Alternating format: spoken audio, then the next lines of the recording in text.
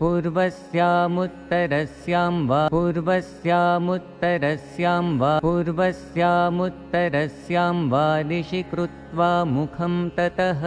दिशि कृत्वा मुखं ततः दिशि कृत्वा मुखं ततः शुद्धासनोपविष्टः सन् शुद्धासनोपविष्टः सन् शुद्धासनोपविष्टः सन् नित्यपूजां समाचरेत् नित्यपूजां समाचरेत् नित्यपूजां समाचरेत् पूर्वस्यामुत्तरस्यां वा दिशि कृत्वा मुखं ततः शुद्धासनोपविष्टः सन् नित्यपूजां समाचरेत् पूर्वस्यामुत्तरस्यां वा दिशि कृत्वा मुखं ततः शुद्धासनोपविष्टः सन् नित्यपूजां समाचरेत् पूर्वस्यामुत्तरस्यां वा दिशि कृत्वा मुखं ततः